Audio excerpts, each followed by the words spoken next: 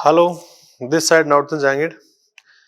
आज अपन D and F block element में स्टेज थर्ड को डिस्कस करने जा रहे हैं। Question number 1। इसमें आपको कुछ आयंस दे रखे हैं और बोला है कि कौन से सेट में D2 कॉन्फ़िगरेशन होगा। तो टाइटेनियम 3D2 4s2 होता है, तो 2 इलेक्ट्रॉन आपने निकाले तो D2 कॉन्फ़िगरेशन आ जाएगा।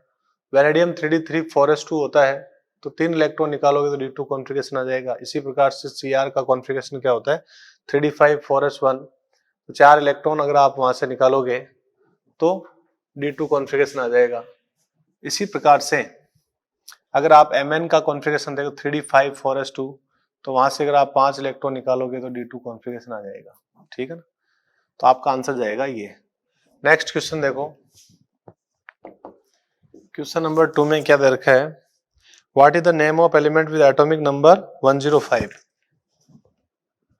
105 इसका नाम होता है डूबनियम। तो ये तो पीरियोडिक टेबल का डाटाबेस क्वेश्चन हो गया। Question number 3, 4 successive members of the first row transition element are listed below with their atomic numbers. Which one of them is expected to have the highest third ionization enthalpy? इसमें vanadium, chromium, iron और manganese दे रखा है। Vanadium, chromium, iron और manganese. इसका बोला है कि third IP जो है वो किसका एक्सपेक्टेड से ज्यादा होगा। तो अपन जानते हैं इनका अगर कॉन्फ़िगरेशन लिखें तो 3D3 4s2, यहाँ पर 3D5 4s1, यहाँ पर 3D5 4s2, यहाँ पर 3D6 4s2। अपन जानते हैं कि इलेक्ट्रॉन अगर स्थायी विन्यास से निकलता है तो आईपी क्या होगा, एक्सपेक्टेड से ज्यादा।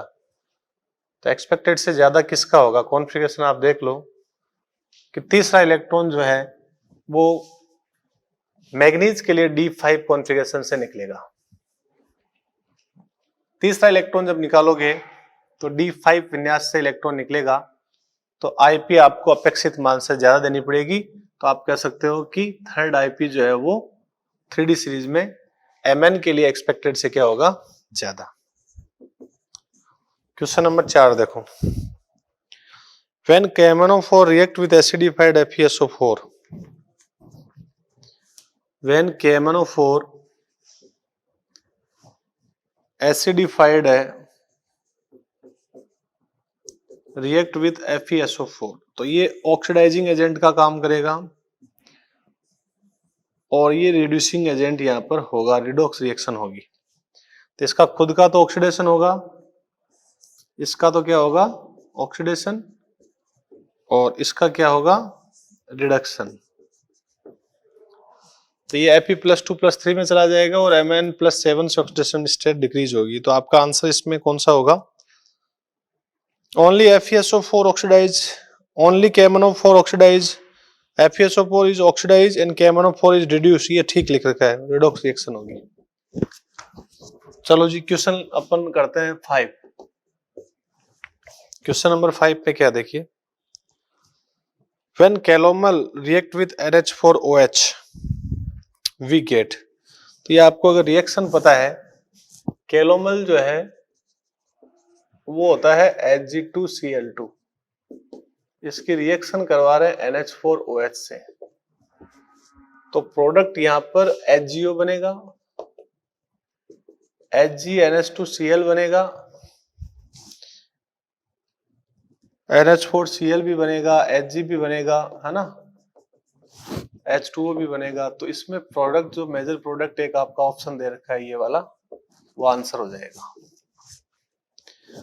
Question number 6, AgCl dissolves in a solution of ammonia but not in water. AgCl को अपन अमोनिया के अंदर डिजोल्व करते हैं, वाटर के अंदर नहीं। अब इसके ऑप्शन के बेसिस पे अपन आंसर करते हैं,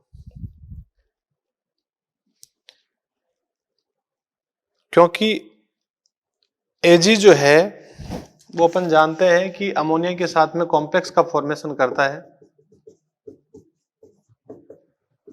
इसलिए अपन अमोनिया के अंदर डिजोल्व करते हैं। तो Ag जो है वो NH3 के साथ कॉम्प्लेक्स बनाता है, इसलिए अपन इसको अमोनिया के साथ में डिजोल्व करते हैं। Question number next, in solid CuSO4.5H2O copper is coordinated to. ये क्वेश्चन अपन पहले भी डिस्कस कर चुके हैं। CuSO4.5H2O, इसके अंदर ये इस टाइप से कॉम्प्लेक्स होता है।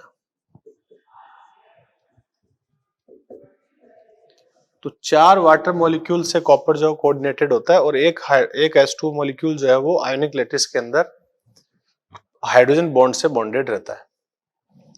तो आंसर आपका इसके अंदर 4। नेक्स्ट क्वेश्चन देखो,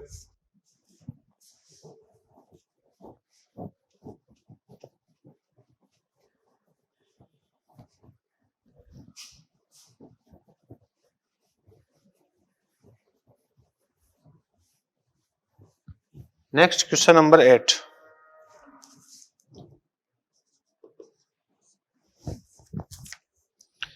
क्वेश्चन नंबर 8 में क्या है देखो, विच oxide of manganese is amphoteric. Manganese का कौन सा ऑक्साइड जो है वो एम्फोटेरिक है। तो मैग्नीज +2 से 7 तक ऑक्सीडेशन स्टेट शो करता है। इसके अगर मैं कंपाउंड्स की बात करूं तो MnO, Mn2O3, MnO2, Mn2O5, MnO3 और Mn2O7। आप जानते हो कि यहां पर ऑक्सीडेशन स्टेट इस टाइप से वेरी हो रही है और चार्ज बढ़ने पर पोलराइजिंग पावर बढ़ेगा, पोलराइजेशन बढ़ेगा और पोलराइजेशन बढ़ने से आप ये कह सकते हो कि इसमें एसिडिक नेचर जो है वो बढ़ेगा, क्योंकि कोवलेंट कैरेक्टर भी तो बढ़ रहे हैं और बेसिक कैरेक्टर डिक्रीज होगा। तो यहां पर ये 2 ऑक्साइड तो क्या है, बेसिक है, और ये MnO2 क्या है, एम्फोटेरिक, और ये एसिडिक नेचर के ऑक्साइड होते हैं। क्वेश्चन नंबर 9,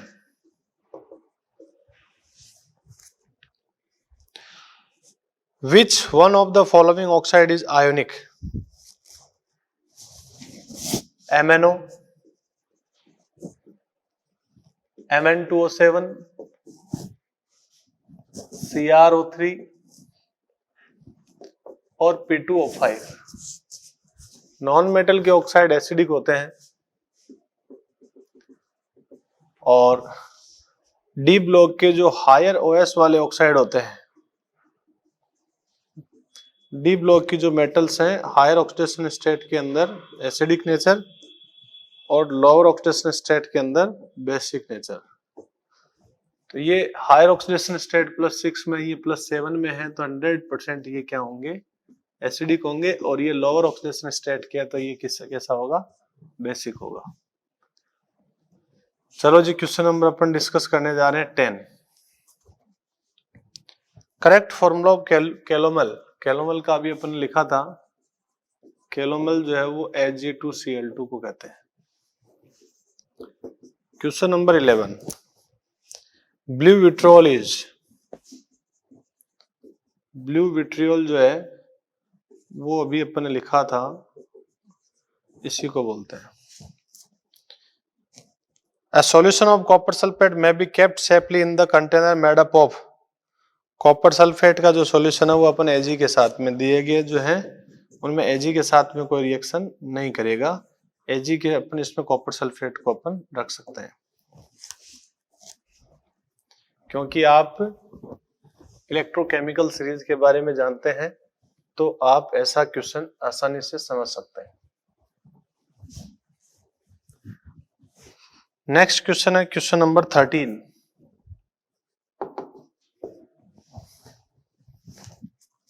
क्वेश्चन नंबर 13 क्या है, when hypo solution is added to cupric sulphate solution the blue colour of the latter is discharge due to formation of. ये सिंपल सी एक रिएक्शन है, यहाँ पे क्यूप्रिक सल्फेट है और हाइपो सॉल्यूशन जो है वो, लेकिन यहाँ पर कंपाउंड जो है वो कौन सा बनेगा, ये वाला बनेगा जो कि इंपॉर्टेंट है। अब नेक्स्ट क्वेश्चन देखिए आप, question number 14। In alkaline condition of KMnO4 react as follows. एक रिएक्शन दे रखी है आपको,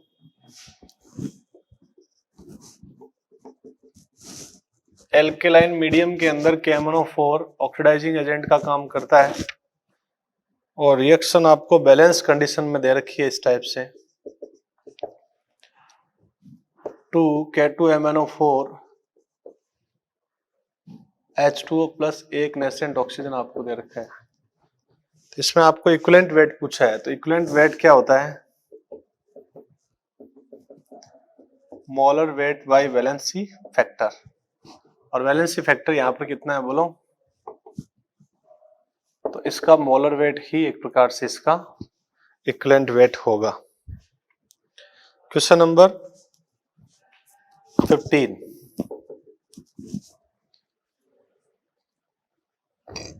FeSO4 NH4 का ऑल्टोइस, ये कंपाउंड दे रखा है,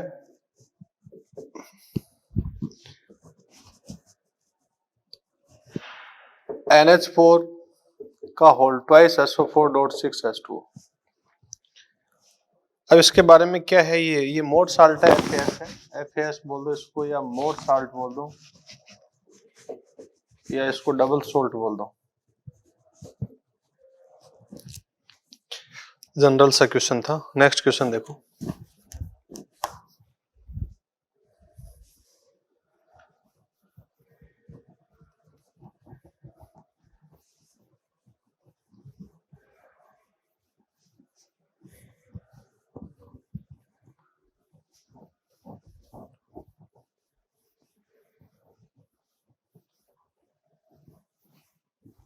नेक्स्ट क्वेश्चन है क्वेश्चन नंबर 16।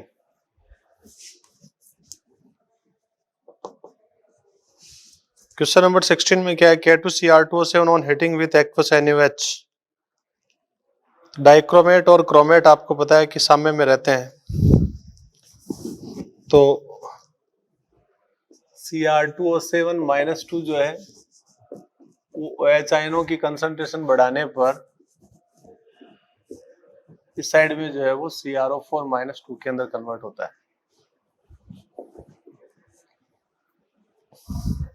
तो आपका आंसर इसके अंदर कौन सा हो जाएगा बोलो? फर्स्ट। क्वेश्चन नंबर 17,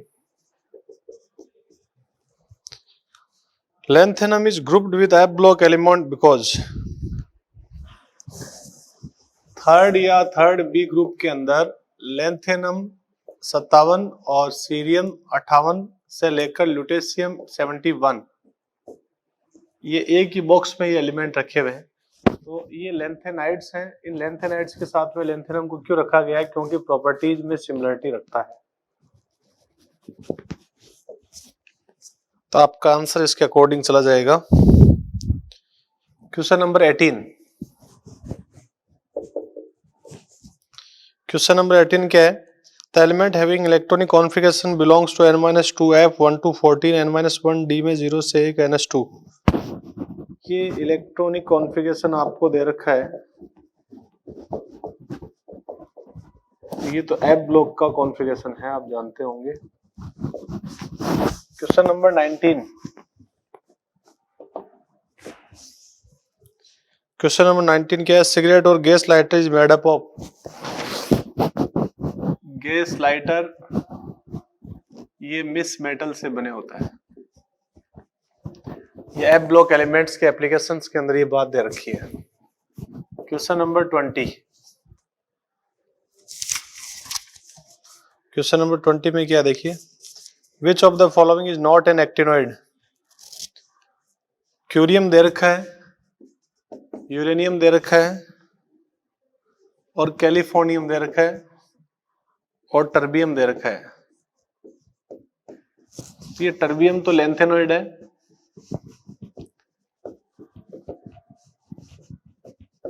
ये इस टाइप से आपने ये लैंथेनाइड सीरीज देखी होगी, उसके अंदर टर्बियम आता है, सीरियम से स्टार्ट होती है श्रेणी। तो यहाँ पर आंसर है अपना कि टर्बियम जो है वो एक्टिनोइड नहीं है, ये क्या है? लैंथेनोइड है। Question number 21, which one of the following statement concerning lanthanide element is false. तो ये स्टेटमेंट आप सुन के आप आंसर कर सकते हो। Lanthanoids are separated from one another by ion exchange method, बात करेक्ट है. The ionic radius of trivalent lanthanoid steadily increase with increase in atomic number. Atomic number बढ़ने के साथ में Z इफेक्टिव बढ़ता है, lanthanide contraction होता है तो साइज तो डिक्रीज होती है, इसमें इंक्रीज करने के लिए बोल रखा है तो गलत हो गया. तो सेकंड अपना स्टेटमेंट जो है वो क्या है, फॉल्स है.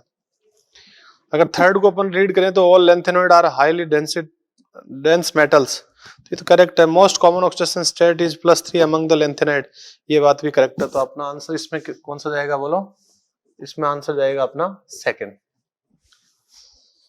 अगर मैं बात करूं क्वेश्चन नंबर 22 की,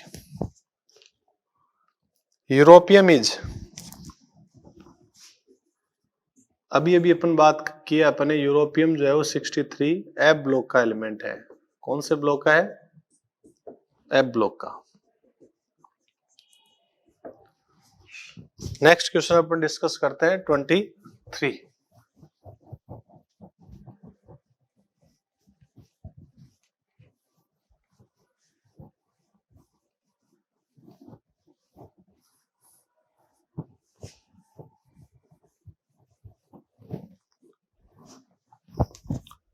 question number 23. Lanthanide for which +2 and +3 oxidation state are common. तो देखो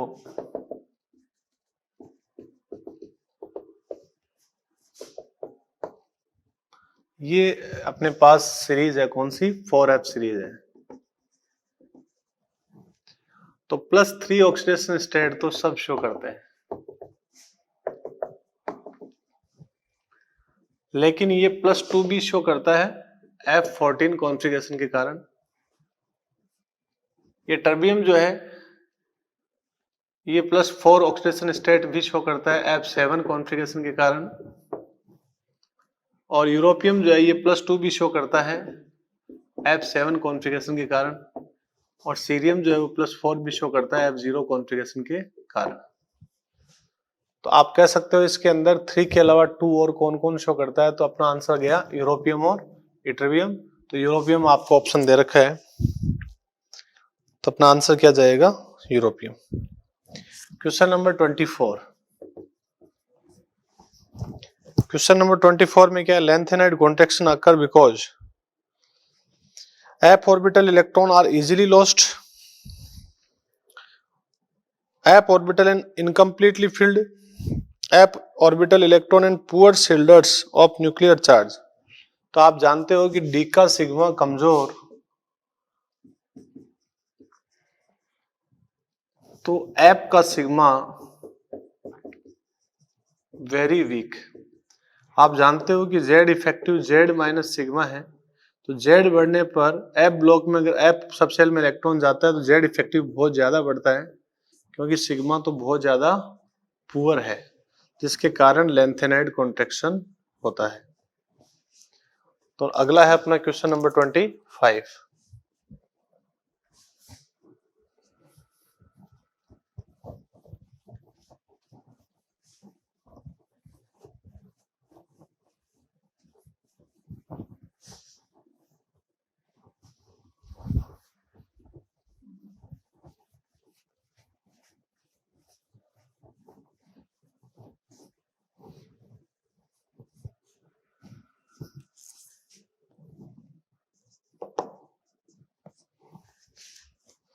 क्वेश्चन नंबर 25 में क्या देखिए, rare earth element are exhibited by, rare earth metals किनको बोलते हैं, लैंथेनाइड को बोलते हैं, 4F सीरीज को बोलते हैं, लैंथेनॉन बोल सकते हैं इनको, लैंथेनाइड बोल सकते हो. तो ये सीरियम 58 से लेकर लुटेशियम 71 तक है.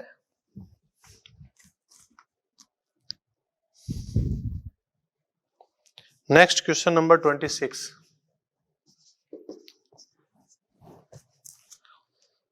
सीरियम Z बराबर 58 is an important member of the lanthanoid. ठीक है. Which of the following statement about cerium is incorrect. तो आपको सीरियम के बारे में कुछ बातें दे रखी है, कौन सी बात गलत है। तो ये एफ ब्लॉक का है, ये लेंथेनाइड सीरीज का है, ये +3 और +4 दोनों ऑक्सीडेशन स्टेट शो करता है। इसमें +3 +4 से ज्यादा स्टेबल होगी तो +4 में ऑक्सीडाइजिंग एजेंट का काम करेगा। ये ऐसी कुछ बातें हैं। अब आप स्टेटमेंट पढ़ो। The +4 oxidation state of cerium is not known in solution. ये बात गलत है और गलत ही पूछा है, तो आंसर अपना गया ये वाला। फिर भी बाकी बचे हुए 3 स्टेटमेंट करेक्ट होंगे, ये भी अपन देख लेते हैं। The +3 oxidation state of cerium is more stable than the +4 oxidation state, बात करेक्ट है। The common oxidation state of cerium are +3 and +4, बात करेक्ट है। Cerium +4 act as an oxidising agent, ये बात भी करेक्ट होगी। तो आंसर अपना इनकरेक्ट आपको पूछा था, तो सीरियम +3 और +4 शो करता है, उसमें अगर स्टेबिलिटी की बात करें तो ये स्ट्रॉन्ग ऑक्सीडाइजिंग एजेंट का काम करेगा। Question number 27,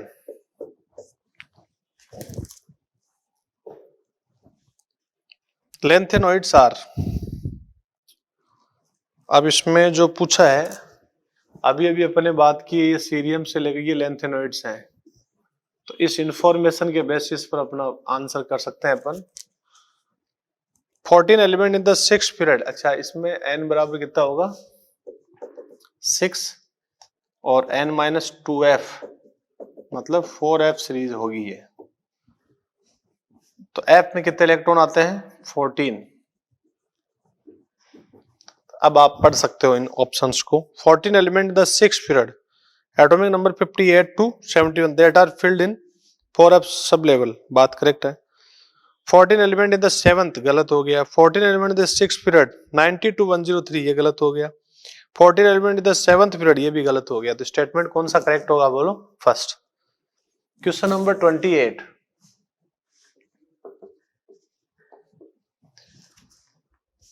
lanthanoid and actinide resemble in electronic configuration. नहीं, इलेक्ट्रॉनिक कॉन्फ़िगरेशन तो इनका अलग अलग होता है। Oxidation state, ionisation energy, formation of complex.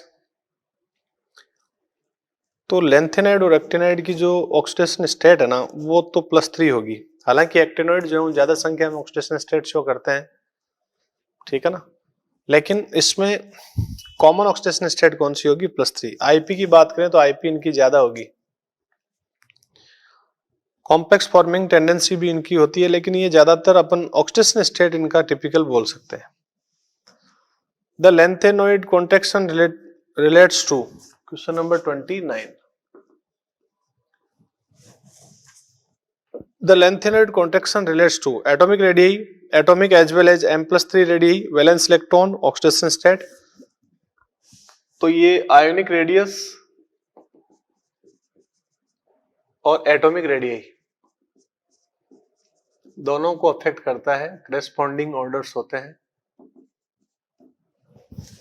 तो question number 30, the main reason for large number of oxidation state exhibited by the actinoids then the corresponding lanthanides। देखो lanthanide जो है ना और actinides 4f 5d 6s 5f 6d 7s, यहां का n-1d और ns के बीच का एनर्जी गैप कम होता है, तो यहां के 3 इलेक्ट्रॉन तो रिलीज होंगे ही होंगे। तो अपन लोअर ऑक्सीडेशन स्टेट की अगर अपन बात करें तो जनरली लेंथेनाइड हो चाहे एक्टिनाइड हो +3 ऑक्सीडेशन स्टेट शो करता है। अब अगर 5d और 4f के बीच का एनर्जी गैप भी कम होगा तो ये इलेक्ट्रॉन भी बॉन्डिंग में पार्टिसिपेट करेंगे। तो n-2f और n-1d के बीच का जो एनर्जी गैप है वो यहां मान लेते हैं x है और यहां मान लेते हैं अपन y। तो यहां जो डिफरेंस y जो है ना वो कम होगा, तो कह सकते हैं कि 5f इलेक्ट्रॉन्स के बॉन्डिंग में पार्टिसिपेट करने की tendency as compared to 4f ज्यादा होगी। तो 5f के इलेक्ट्रॉन अगर इजी गोइंग बॉन्डिंग में पार्टिसिपेट कर सकते हैं, तो यहां पर मैक्सिमम ऑक्सीडेशन स्टेट जो है वो एक्टिनाइड्स के द्वारा शो होगी एज कंपेयर टू लेंथेनॉइड। या फिर अपन ये कह सकते हैं कि न्यूक्लियस से 4f की बजाय 5f क्या होता है, दूर होता है, इसलिए इसके इलेक्ट्रॉन बॉन्डिंग में ज्यादा इजीली पार्टिसिपेट कर सकते हैं। तो lesser energy difference between 5 and 6d as compared to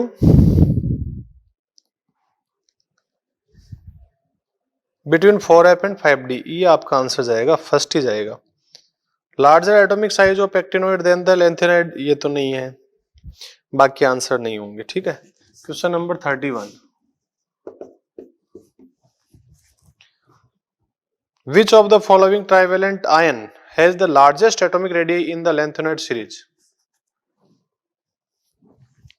Lanthanoid series.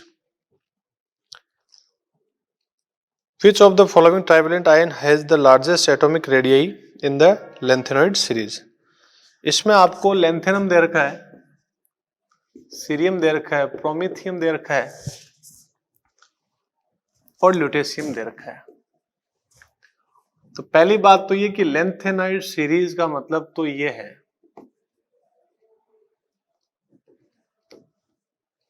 अब लैंथेनाइड सीरीज की अगर अपन बात करें, ये तो डी ब्लॉक का है, तो लैंथेनाइड सीरीज के अंदर सबसे ज्यादा रेडियस किसकी होगी, सीरियम +3 की होगी। अगर इन चारों एलिमेंट पे पूछे तो लैंथेनम अपना आंसर जाएगा, लेकिन अपने को लैंथेनाइड सीरीज में पूछा है, तो लैंथेनाइड सीरीज के अंदर लार्जेस्ट एटॉमिक रेडियस जो किसकी होगी, सीरियम की होगी।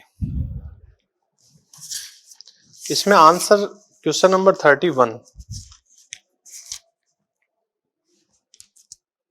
स्टेज थर्ड का क्वेश्चन नंबर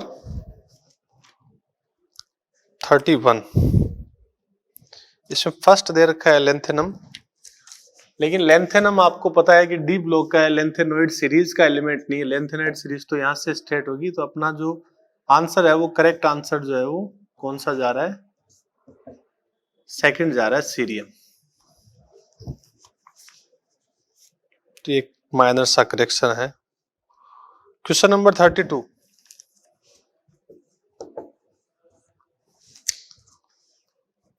में क्या था, lanthanoid contraction responsible for the fact,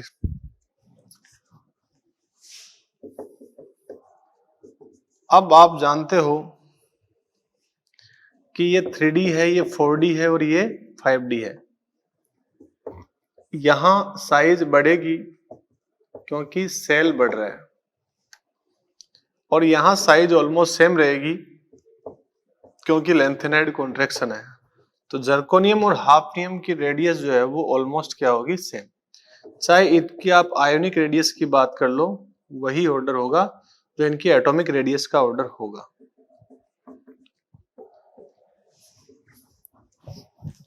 तो आंसर आपका कौन सा जाएगा, बोलो।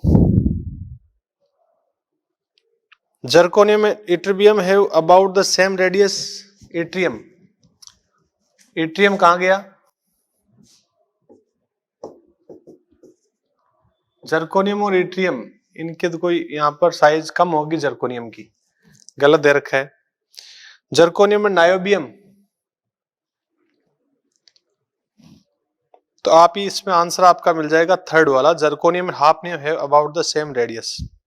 क्वेश्चन नंबर 33,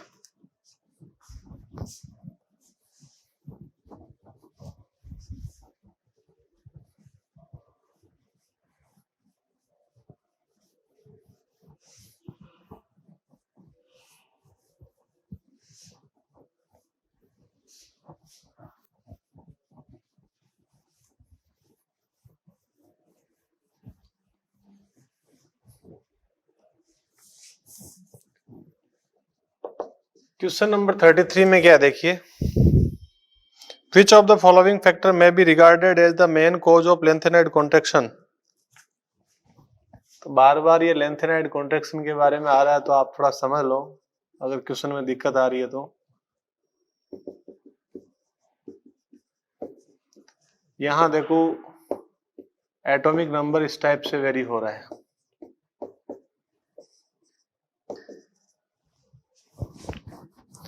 तो यहां पर आप जानते हो कि इलेक्ट्रॉन बीच में 4f में एंटर करेगा, यहाँ पर 5f में एंटर करेगा। तो यहां से यहां जाओगे तो इलेक्ट्रॉन 4f में एंटर करेगा, जिसका सिग्मा कमजोर होगा, जिसके कारण जेड इफेक्टिव इतना बढ़ जाता है कि बढ़े हुए सेल का इफेक्ट जो नेग्लिजिबल। तो यहाँ साइज ऑलमोस्ट सेम, तो यहाँ पर लेंथेनाइड कॉन्ट्रैक्शन। और यहाँ पर अपन बात करते हैं एक्टिनाइड कॉन्ट्रैक्शन की। तो poor shielding of 4f, lanthanide के लिए अपने ये वर्ड काम में लेंगे। तो poor shielding of 1 of 4f electron by another in the subshell. तो ये पहला ही आंसर आपको इसके अंदर मिल गया। Question number 34, which belong to the actinoid series. Cerium दे रखा है, कैल्शियम दे रखा है, सीजियम दे रखा है, कैलिफोर्नियम दे रखा है। तो सीरियम आप जानते हो 4f का है, कैल्शियम एस ब्लॉक का हो गया, सीजियम एस ब्लॉक का हो गया, और कैलिफोर्नियम एक्टिनाइड सीरीज का है। तो ये तो आपको सीरीज पता है, तो आप ऐसा क्वेश्चन बहुत इजीली कर सकते हो। Question number 35, stainless steel alloy of निकल और क्रोमियम।